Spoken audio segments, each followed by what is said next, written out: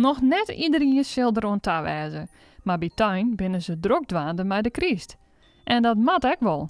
Ja, je bent een week 10, 12 ermee bezig om alles van begin tot eind klaar te maken. Het spel komt eerst binnen, maar het sorteert, timmerje, stellingen ombouwen, ja, uitpakken en erin zetten. En dan nog decoreren. Door de huidige economische toestand in de wereld, ja, daar hebben we ook mee te maken. De containers die binnen vertraagd. Onze leveranciers die krijgen het laat binnen.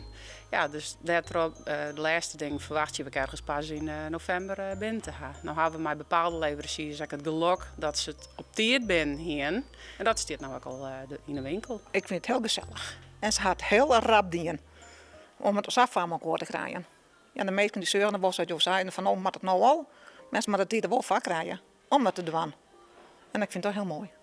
Naast de standaard kriesballen binnen er ook verschillende trends te krijgen. Nou, dit jaar hebben we verjaagde ballen en die hier bij vorig jaar mee begaan. Toen zie je het er alleen maar lichtjes in.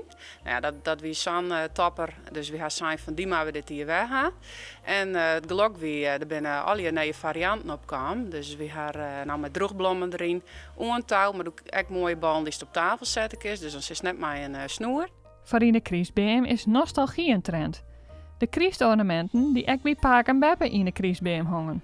Ja, daar heb ik gewoon heel veel verschillen in. Maar ik wel als maar een flesje drank of een trekker, hondjes, poesjes. Ja, van alles zit er wel tussen.